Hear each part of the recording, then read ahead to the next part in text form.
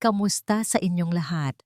Ako si Dr. Rowena Bautista at ngayon ay tatalakayin natin ang paksa tungkol sa isang simpleng gawaing pang-umaga para sa mga lalaking higit 60 para pahusayin ang kalusugang sexual, sirkulasyon, at hormonal function. Mapapaniwalaan niyo ba ito? May isang simpleng aksyon na maaari mong gawin sa loob ng unang oras pagkatapos magising na maaaring makabuluhang mapabuti ang kalusugang sexual, sirkulasyon, at paggana ng mga hormone sa mga lalaking higit sa 60. At hindi ito nangangailangan ng gamot, kahit na mga supplement, isang pagbabago lamang sa kung paano mo sinisimulan ang iyong araw. Nakikita ninyo, maraming lalaki na lampas sa katanghalian ng buhay ang nagsisimulang makaramdam ng patuloy na pagbaba ng enerhiya. Ang kislap na yon sa umaga, ito'y lumalamlam. Ang kanilang kumpiyansa ay nawawala at madalas nilang inaakala. Well, siguro normal lang ito. Ito'y pagtanda lang. Ngunit hayaan ninyong linawin ko, hindi ito edad. Ito'y daloy ng dugo. Ipinapakita ngayon ng modernong pananaliksik, kabilang ang mga mahalagang klinikal na pag-aaral, na ang tunay na sanhi sa likod ng karamihan sa paghina ng sexualidad pagkatapos ng 60 ay hindi testosterone. Ito ay mahinang sirkulasyon, lalo na sa maliliit na daluyan ng dugo na nagsusuplay sa pelvic region. Isang malaking pag-aaral mula sa Harvard ang nakatuklas ng isang bagay na kamangha-mangha. Higit sa 70% ng mga isyu sa paninigas sa mga matatandang lalaki ay hindi sanhi ng mababang testosterone, kundi ng nabawasang daloy ng dugo sa tissue ng ari. Tama po yan. Ang mga tubo sa iyong ibabang bahagi ng katawan, ang mismong mga daluyan na responsable sa pagbuo at pagpapanatili ng pagkasabik. Ang tunay na salarin, at sa maraming kaso, tahimik na silang kumikitid sa loob ng maraming taon. Ang mas nakakagulat pa, ang paghinang iyon ay madalas na nagsisimula sa maliliit na hindi napapansing mga gawi sa unang 30 hanggang 60 minuto pagkatapos mong magising. Ako si Dr. Rowena Bautista at ginugol ko ang mahigit 30 taon sa pagtatrabaho sa mga lalaking higit sa 100. Tinutulungan silang bawiin hindi lamang ang kanilang kalusugang sexual, kundi pati na rin ang kanilang lakas, kumpiyansa, at koneksyon. Sa episode ngayong araw, ipapakita ko sa inyo ang isang mabilis na 3 minutong gawain sa umaga. Ito'y isang bagay na itinuturo ko sa aking klinika. Isang bagay na nasaksihan kong nagpabago sa daan-daang buhay. Ito'y natural na nagpapalakas ng sirkulasyon. Sumusuporta sa testosterone, nagpapaningas muli sa likas na physiological responses ng iyong katawan. At ginagawa nito ang lahat ng walang tableta, device, or side effects.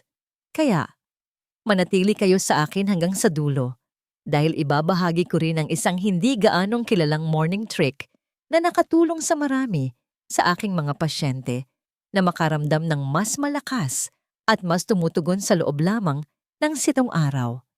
Ngunit bago tayo lumalim, gusto kong marinig mula sa inyo. Saan kayo nanonood ngayon? Mag-iwan ng komento sa ibaba kasama ang inyong lungsod o bansa. Laging nakaka-inspire na makita kung gaano kalayo ang nararating ng mensaheng ito at kung mahalaga sa inyo ang kalusugang sexual, emosyonal na koneksyon at pamumuhay ng isang malakas at masiglang buhay pagkatapos ng 6 pindutin ang subscribe at i-on ang mga notification. Ito ay isang espasyo kung saan ang mga lalaking tulad mo ay natututo, lumalago, at gumagaling ng natural. Ngayon, hayaan ninyong ibahagi ko ang isang bagay na mahalaga tungkol sa kalusugan ng mga lalaki na karamihan sa mga tao at maging sa maraming doktor ay nagkakamali. Ang tunay na dahilan kung bakit karamihan sa mga lalaki ay nararamdamang lampas na sa kanilang kalakasan. Halos bawat linggo, may mga lalaking pumapasok sa aking klinika na may pamilyar na tingin sa kanilang mga mata. Umupo sila, bagsak ang mga balikat. Binibigyan nila ako ng isang pagod na ngiti at nagsasabi ng mga bagay tulad ng, "Well, Doc, siguro oras na para tanggapin na tapos na ito," na para bang sumuko na sila. At ang sagot ko sa bawat pagkakataon, hindi pa sumusuko ang iyong katawan sa'yo. Naghihintay lang ito ng tamang pampagising. Nakikita ninyo, hindi ang inyong edad ang sanhi ng issue. Ito'y kung ano ang dahan-dahang nangyayari sa loob ng inyong mga daluyan ng dugo.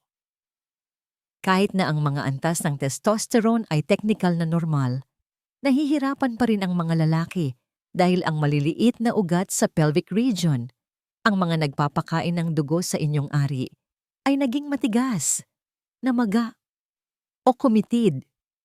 Ito ay tinatawag na endothelial dysfunction. Nangangahulugan ito na ang panloob na lining ng iyong mga daluyan ng dugo ay hindi na tumutugon tulad ng dati. Gusto mong makaramdam ng pagkasabik. Gusto mong maibalik ang kislap na yon, ngunit hindi kayang ihatid ng katawan ng dugo kung saan ito kailangan. At kung hindi dumadaloy ang dugo, hindi maaring mangyari ang response. Hayaan ninyong bigyan ko kayo ng isang visual. Isipin ninyo ang inyong ari na parang isang espongha. Kapag lahat ay gumagana ng maayos, ang esponghang iyon ay napupuno ng dugo. Ito ay lumalaki, tumitigas, tumutugon.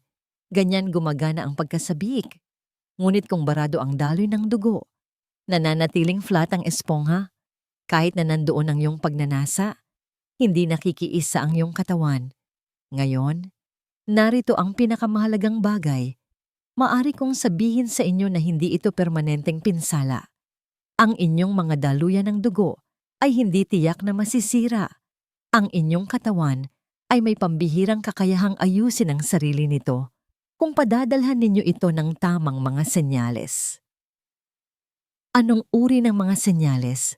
Wastong hydration, banayad na paggalaw sa umaga, matalinong mga pagpipilian sa nutrisyon, simpleng mga diskarte sa paghinga. Ito ang mga bagay na nagsasabi sa iyong katawan na oras na para mag-restore. Ina-activate nila ang nitric oxide, isang natural na compound na ginagamit ng iyong katawan upang buksan ang mga daluyan ng dugo at mapabuti ang sirkulasyon. At nakita ko na ito ng paulit-ulit. Mga lalaki sa kanilang 60s at 70s, kahit 80s na akala nila ay tapos na hindi nakaramdam ng tunay na response sa loob ng maraming taon. Pagkatapos ay sinimulan nila ang morning routine na ito at lahat ay nagsimulang magbago. Kaya, kung pinapanood ninyo ang video na ito at iniisip, makatutulong ba talaga ang isang bagay na ganito kasimple? Ang sagot ko ay oo. Ngunit hindi ito gagana kung patuloy mong sisisihin ang iyong edad. Dahil hindi ito tungkol sa edad, ito ay tungkol sa mga pang-araw-araw na aksyon. At ang mga aksyon na yon ay nagsisimula sa unang bagay sa umaga. Kung kasama ko pa rin kayo ngayon, ibig sabihin ay nagmamalasakit kayo. Ibig sabihin ay seryoso kayo sa pagbabago. Kaya, paki-comment ang numerong 1 sa ibaba para malaman kung nandito pa rin kayo. At sa susunod na section, tatalakayin ko ang mga karaniwang pagkakamali sa umaga na ginagawa ng karamihan sa mga lalaki at ang nakakagulat na seryosong epekto nito sa daloy ng dugo at mga hormon, ang mga nakatagong kahihinatnan ng mga pagkakamali sa umaga. Narito ang isang bagay na hindi iniisip ng karamihan sa mga lalaki. Ang unang 60 minuto pagkatapos magising ay hindi neutral. Sila ay sumusuporta sa iyong kalusugang sekswal o dahan-dahan silang kumikilos. laban dito. Marami akong pasyente na nagsasabi, "Doc, wala naman akong ginagawang masama sa umaga." At iyon mismo ang issue dahil ang pinakanakapipinsalang mga gawi ay madalas na yung mga mukhang pinakaordinaryo. Iyong mga hindi natin kailanman kinukwestiyon. Tingnan natin ang isang tipikal na umaga para sa maraming lalaki. Nagising kang groggy. Kinuha mo ang iyong telepono. Nag-scroll ka sa mga email, balita, marahil kahit social media. Nilalaktawan mo ang almusal? Hindi ka umiinom ng tubig. Kumukuha ka ng isang matapang na tasa ng kape. Pagkatapos ay aalis ka na. Mukhang hindi nakakapinsala. Tama. Ngunit sa loob ng iyong katawan, may seryosong nangyayari. Sa magdamag, nawawalan ng tubig ang iyong katawan sa pamamagitan ng paghinga. Pawis at ihi, ito ay nagiiwan sa iyong dugo na mas malapot sa umaga. Ang iyong mga daluyan, lalo na ang maliliit na nagpapakain sa iyong pelvic region, ay nagiging mas masikip, hindi gaanong tumutugon. Ikaw ay nasa isang bahagyang dehydrated na estado at hindi mo pa naibibigay sa iyong sistema ang mga mapagkukunang kailangan nito upang gumana ng maayos. Mas masahol pa. Ang matapang na tasa ng kape na yon ay nagpapakipot pa lalo sa iyong mga daluyan at hinaharangan ang nitric oxide. Ang susi na molekula na nagsasabi sa iyong mga ugat na mag-relax at lumawak. Ngayon, magdagdag tayo ng isa pang layer. Sa medisina, tinatawag namin ang unang oras pagkatapos magising na early physiological activation phase. Ito ay isang magarbong termino, ngunit ang tunay na kahulugan nito ay ito. Ang iyong katawan ay naghihintay ng mga tagubilin. Kung ikaw ay gagalaw, mag-hydrate, at mag-nourish nito, ito ay tutugon. Kung pababayaan mo ito, ipinagpapaliban ng katawan ang paglabas ng hormone. Pinababagal ang daloy ng dugo at ang iyong enerhiya ay nananatiling mababa sa buong araw. At ang pagkaantala na ito ay hindi lamang nakakaapekto sa iyong mood o pagkaalerto. Nakakaapekto ito sa iyong sexual function, sa iyong koneksyon sa iyong partner, at sa iyong pagkakakilanlan bilang isang lalaki. Hayaan ninyong magbahagi ako ng isang kwento. Isa sa aking mga pasyente, si G. Charles, edad 68, ay dumating pagkatapos ng 30 taon na pakiramdam na disconnected. Walang morning arousals, walang kakislap. Hindi kami nagsimula sa mga testosterone test o gamot. Nagsimula kami sa 3 simpleng pagbabago. Uminom ng tubig unang-una sa umaga. Gumawa ng 3 minuto lamang ng banayad na paggalaw. Kumain ng almusal na nakakatulong sa sirkulasyon. Sa loob ng 2 linggo, pumasok siya sa aking klinika na nakangiti. At sinabi niya ito, "Pakiramdam ko lalaki na ulit ako. Hindi perpekto, pero tiyak na buhay." Iyan ang kayang gawin ng isang tamang morning routine. Kaya bago ka maghanap ng mga komplikadong solusyon, mamahaling paggamot, o invasive na interbensyon, pakiusap gawin muna ito. Ayusin ang iyong mga gawi sa umaga dahil ang maliliit na paulit-ulit na aksyon na ito ay tahimik na muling pinoprograma ang iyong buong sistema ng pisyolohiya. At ngayon, kung nagtataka ka, okay, Dr. Rowena Bautista, handa na ako. Ano ba talaga ang dapat kong gawin tuwing umaga? Ipapaliwanag ko ito sa iyo hakbang-hakbang. Sa susunod na seksyon, makakakuha ka ng isang malinaw, simple, at napatunayang 3 hakbang na routine na idinisenyo upang muling pag-alabin ang daloy ng dugo, suportahan ang testosterone, at tulungang ibalik ang iyong kumpiyansa ng natural. 3 simpleng hakbang sa umaga upang muling pag-alabin ang likas na sigla sa mga lalaking higit sa sibiso. Noong una kong ipinakilala ang natural na recovery routine na ito sa mga matatandang lalaki sa aking klinika, Marami sa kanila ang tumingin sa akin na may pag-aalinlangan. Talaga, Dr. Rowena Bautista, iyon lang ang kailangan kong gawin. Walang tableta, walang makina. Hindi ko sila masisisi sa pagiging may pagdududa dahil sa loob ng maraming taon. Sinabihan ng mga lalaki na ang paghina ng kalusugang sexual ay hindi maiiwasan at ang tanging solusyon ay gamot. Ngunit ang katotohanan ay hindi kailangang pilitin ang iyong katawan na bumalik sa paggana.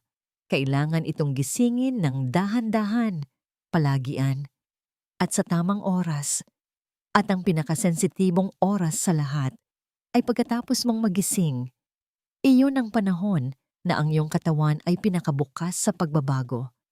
Ang iyong nervous system ay malambot, ang iyong mga hormone ay nagre-reset, at ang iyong mga daluyan ng dugo ay lalong tumutugon sa paggalaw, hydration, at mga signal ng nutrisyon. Tingnan natin ang tatlong pangunahing hakbang. Hakbang 1, uminom agad ng tubig. 2 baso ng purong tubig. Sa sandaling magising ka, bago magkape, bago kumain. Uminom ng 2 baso ng tubig, room temperature, walang yelo, walang asukal, walang pampalasa. Narito kung bakit. Pagkatapos ng 6 hanggang 8 oras na pagtulog, ang iyong katawan ay nasa isang estado ng bahagyang dehydration. Nangangahulugan iyon na ang iyong dugo ay naging mas malapot at ang sirkulasyon, lalo na sa pinakamaliliit na daluyan, ay mabagal. Sa pamamagitan ng pag-rehydrate kaagad, pinapanipis mo ang dugo para sa mas maayos na sirkulasyon. Sinusuportahan na mo ang produksyon ng nitric oxide, ang natural na vasodilator ng iyong katawan. Tinutulungan mong alisin ang mga inflammatory waste products mula sa pag-aayos sa magdamag at inihahanda mo ang iyong mga daluyan ng dugo sa pelvic na magsimulang bumukas ng natural. Isipin ito sa ganitong paraan. Hindi mo madidiligan ang isang hardin na may mga tuyong tubo. Kailangan mo munang dumaloy at ang tubig ang iyong panimulang daloy. Hakbang 2, gumalaw ng dahan-dahan sa loob ng 2 hanggang 3 minuto. Ngayong hydrated na ang iyong sistema. Oras na para i-activate ang sirkulasyon. Hindi ito nangangahulugan ng pag-push-up o pagpapawis.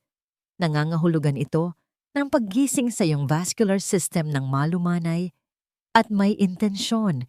Narito ang aking inirekomenda. I-roll ang iyong mga balikat ng 10 beses. Paikutin ang iyong mga balakang sa isang banayad na bilog. Gawin ang ankle at wrist circles. Tumayo ng tuwid at huminga ng malalim papasok sa ilong, palabas sa bibig. Maglakad-lakad sa iyong bahay o lumabas para sa sariwang hangin. Ang mga banayad na paggalaw na ito ay nagpapasigla ng daloy ng dugo sa pelvic floor. Ina-activate nito ang iyong sympathetic nervous system na tumutulong sa mga hormone tulad ng testosterone na kumilos. Hinihikayat nito ang vascular elasticity, lalo na sa maliliit na ugat na mahalaga para sa sexual function. Tinutulungan nito ang iyong mga kasukasuan at kalamnan na maging mas gising, lalo na sa ibabang bahagi ng katawan. At tandaan, hindi mo kailangan ng higit sa 2 o 3 minuto. Hindi ito tungkol sa pagsunog ng calories. Ito ay tungkol sa pagpapadala ng mga senyales. Sinasabi mo sa iyong katawan na oras na para gumanap muli. Hakbang 3. Kumain ng almusal na nakakatulong sa sirkulasyon. Ito ay madalas na hindi napapansin, ngunit ang pagkain ay impormasyon. At kung ano ang iyong kinakain unang-una sa umaga ay maaaring magtakda ng tono para sa iyong buong hormonal rhythm sa araw na yon. Iwasan ang mga matatamis na cereal, puting tinapay, at processed meat. Sa halip, bumuo ng isang plato na may mga natural na pagkain na sumusuporta sa daloy ng dugo at produksyon ng hormone. Narito ang isang simpleng almusal na aprobado ni Dr. Rowena Bautista. 1, 2 pinakuluwang o poached na itlog na mayaman sa malusog na taba at kolesterol. na siyang pundasyon ng testosterone. Isang maliit na dakok ng berries, blueberries, strawberries, raspberries para sa antioxidants at vascular protection, unsweetened Greek yogurt para sa protina at suporta sa gut, isang kutsara ng buto ng kalabasa o dinurog na walnuts para sa zinc, arginine, at omega-3s. Ang mga sangkap na ito ay higit pa sa pagpuno ng iyong tiyan. Sinusuportahan nila ang produksyon ng testosterone, pinapabuti ang elasticity ng daluyan ng dugo, binabawasan ang inflammatory damage sa mga ugat, pinapataas ang nerve sensitivity sa genital region, at marahil ang pinakamahalaga, tinutulungan nila ang iyong katawan na makaramdam ng ligtas at nourished, na nagpapakalma sa mga stress hormones at ginagawang mas accessible ang intimacy sa buong araw. Hayaan ninyong sabihin ko sa inyo kung ano ang aking nakita. Ang mga lalaking nagko-commit sa rutina na ito, kahit sa loob lamang ng imo hanggang 7 araw, ay madalas na bumabalik na may ibang enerhiya sa kanilang boses. Ang kanilang mga mata ay mas maliwanag. Ang kanilang mga hakbang ay mas mabilis. At sinasabi nila ang mga bagay tulad ng, mas mahimbing na ang tulog ko. Ang aking mga umaga ay hindi na gaanong matamlay. Pakiramdam ko ay bumabalik ako sa buhay. Gumagana ang rutina na ito dahil ginagawa nito ang hindi kayang gawin ng mga tableta. Muli nitong pinoprograma ang iyong biyolohiya. Sa halip na pilitin ang iyong katawan, dahan-dahan mo itong sinasanay at palagi ang ibalik ang natural na ritmo ng pagkasabik, enerhiya at kumpiyansa. Ngunit kung gusto mong umabante pa, mayroon akong isang bonus na sangkap sa umaga na maaring mag-supercharge sa prosesong ito. Isang bagay na natural, madaling idagdag, at madalas na hindi napapansin. Tatalakayin natin iyan sa susunod na bahagi. Kung nanonood ka pa rin, ipinagmamalaki kita. Ang ganitong uri ng focus at pangako ay maraming sinasabi tungkol sa iyo. Kaya, paki-comment ang numerong 3 sa ibaba para malaman kong nandito ka pa rin. Gusto kong ikwento sa iyo ang isang lalaking hindi ko malilimutan. Si G. Richard. 66 taong gulang, isang retiradong punong guro ng high school, kalmado, magalang. Ang uri ng lalaki na dating nakatayo nang may taas sa harap ng daan-daang estudyante. Ngunit ngayon ay pumasok sa aking opisina na may tahimik na pag-aalinlangan. Umupo siya sa tapat ko, nakayuko ang mga mata, nakapatong ang mga kamay. Pagkaraan ng ilang sandali, maranyang sinabi, sa tingin ko ginawa ko ang lahat ng tama sa buhay, maliban sa paghawak sa aking pagkalalaki. Hindi niya iyon sinabi sa bastos na paraan. Ang tunay na sinasabi ni Richard ay, pakiramdam ko isang bahagi ko ang nanahimik. At hindi ko alam kung paano ito ibabalik. At narinig ko na ang damdaming ito nang hindi mabilang na beses. Hindi lang ito tungkol sa paninigas. Ito ay tungkol sa pagkakakilanlan. Ito ay tungkol sa lalaking dating nakakaramdam ng pagiging desidido. May kumpiyansa mini, sensual, na ngayon ay pakiramdam na nabubuhay siyang kalahating ilaw. At yon ang dahilan kung bakit ang sinabi ko kay Richard ay ang parehong bagay na sinasabi ko sa sino mang lalaki sa kanyang 60s na nararamdamang dumudulas siya. Hindi mo kailangan ng malalaking pagbabago. Kailangan mo lang ng 7 araw ng maliliit na pagbabago. Kaya ibinigay ko sa kanya ang parehong simpleng plano sa umaga na ibinabahagi ko sa inyo.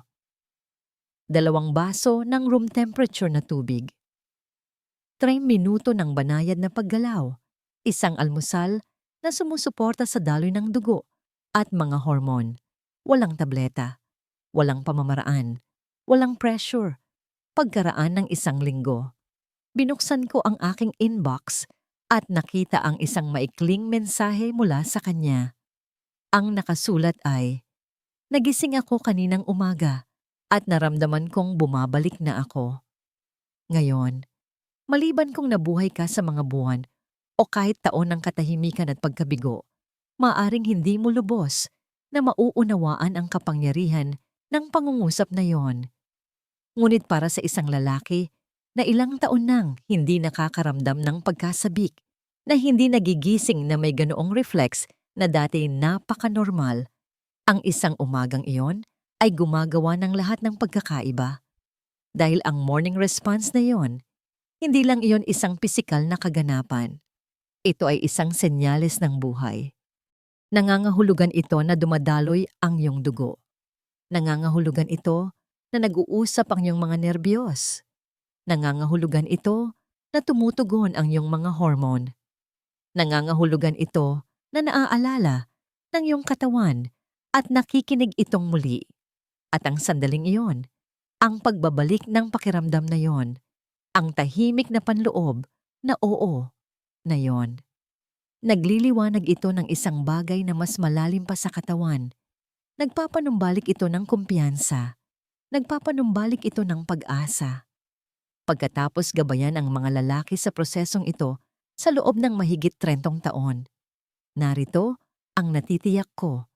Ang pag-unlad ay hindi dumarating na may malakas na pagsabog. Dumarating ito sa mga alon. Sa una, mas nakakapahinga ka.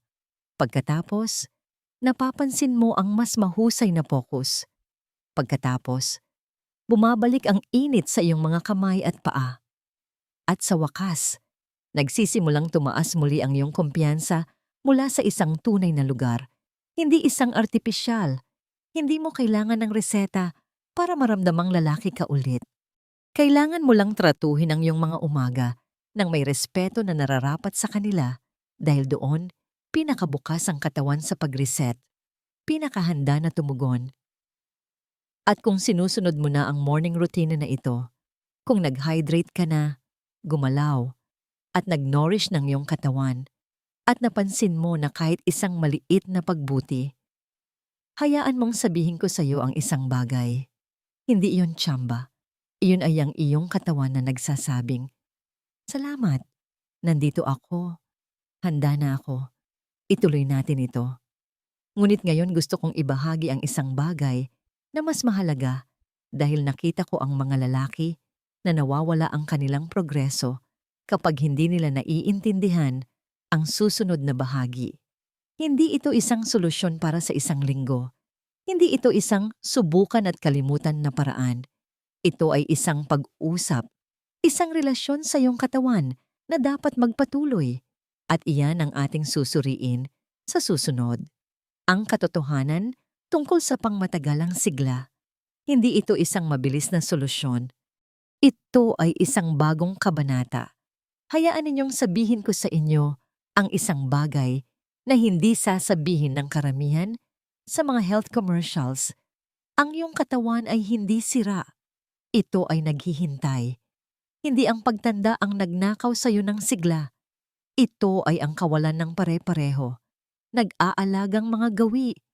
Ang uri na kailangan ng iyong katawan araw-araw upang manatiling matalas, malakas, at tumutugon.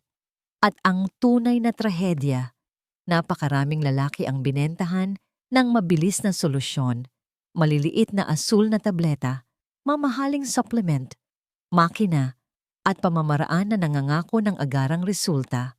Ngunit narito ang natutunan ko pagkatapos ng 30 taon sa libu-libong lalaki. Ang tunay na paggaling ay hindi nangyayari sa isang iglap.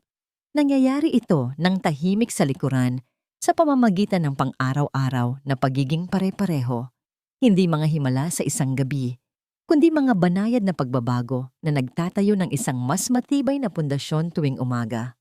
Kapag nag-hydrate ka unang-una sa umaga, kapag dahan-dahan kang gumalaw upang gisingin ang daloy ng dugo, kapag kumakain ka ng mga pagkaing nagpapalakas sa iyong sirkulasyon at testosterone, hindi mo lang ginagamot ang mga sintomas. Muli mong sinasanay ang iyong biyolohiya na gumana kasama mo, hindi laban sa iyo. Sinasabi mo sa iyong katawan, "Nasa laro pa rin ako." At ang iyong katawan ay tumutugon. Hindi dramatiko sa una, ngunit tuloy-tuloy. Ang iyong pag-iisip ay nagiging mas malinaw. Ang iyong pagtulog ay nagiging mas malalim. Ang iyong postura ay bumubuti. Ang iyong presensya, emosyonal at pisikal ay lumalakas. Hihinto ka sa pagkatakot sa iyong refleksyon. Hihinto ka sa pagkatakot sa intimacy. Magsisimula mong bawiin ang iyong lugar sa mundo bilang isang lalaki na meron pa ring maibibigay.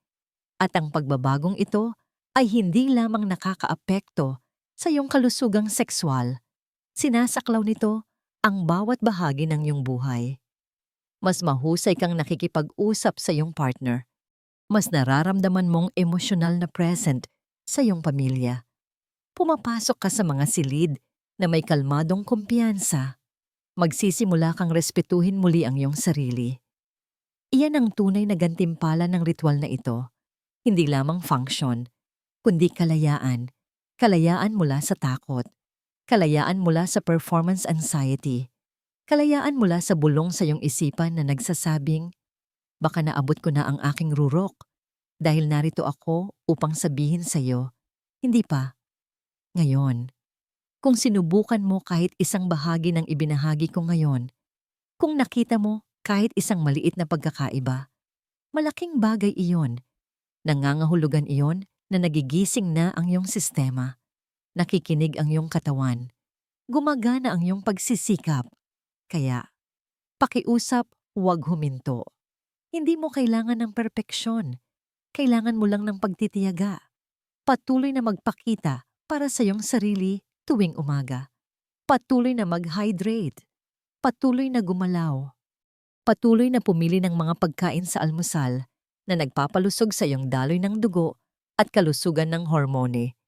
Ang mga maliliit na hakbang na ito, sila ay nagpapatong-patong, sila ay nagtatayo, sila ay muling nagtatayo. Balikan natin ang ating nalalaman ngayon. Ang problema ay hindi pagtanda. Ito ay baradong daloy ng dugo. Ang solusyon ay hindi tableta. Ito ay mga pang-araw-araw na senyales na ipinapadala sa tamang oras. Ang routine ay simple. 2 baso ng tubig, 3 minuto ng banayad na paggalaw, isang almusal na sumusuporta sa testosterone at sirkulasyon. At ang mga resulta, pinabuting enerhiya na ibalik na function. Isang mas malalim na pakiramdam ng kumpiyansa na dumadaloy sa bawat bahagi ng iyong buhay. Kaya ano ngayon? Ikaw ang pumili. Maaari mong ituring ito bilang isa pang video o maaari mong ituring ito bilang yung unang tunay na hakbang tungo sa isang mas malakas, mas malinaw, at mas may kumpiyansang ikaw. Dahil hindi ito tungkol sa kabataan. Ito ay tungkol sa sigla. Ito ay tungkol sa koneksyon. Ito ay tungkol sa pagbabalik sa iyong sarili. At nagsisimula yan bukas ng umaga. Kaya narito ang gusto kong gawin mo. Pagkagising mo bukas, bago ang iyong telepono, bago magkape, inumin ang iyong tubig. Pagkatapos, igalaw ang iyong katawan sa loob lamang ng ilang minuto. Pagkatapos, kumain na parang mahalaga ang iyong mga daluyan ng dugo at hormone dahil mahalaga sila. At pagkatapos ng 7 araw, isulat ito. Pagnilayan ito, dahil kung magko-commit ka, hindi ka lang makakaramdam ng pagkakaiba. Mararamdaman mong bumalik ka na. Kung umantig sa iyo ang mensaheng ito, pakipindot ang subscribe at i-on ang mga notification. Ipinapangako kong patuloy na maghahatid sa inyo ng malinaw, suportado ng agham na mga tool na talagang nakakatulong. At kung nanatili ka hanggang sa dulo ng video na ito, salamat. Ibig sabihin ay seryoso ka. Mag-comment sa ibaba ng numerong 7 para malaman kung nandito ka pa rin, committed pa rin, at lumalaban pa rin para sa pinakamahusay na bersyon ng iyong sarili. Ako si Dr. Rowena Bautista. Ipinagmamalaki kita at sinusuportahan kita tuwing umaga. Magkita-kita tayo sa susunod na video.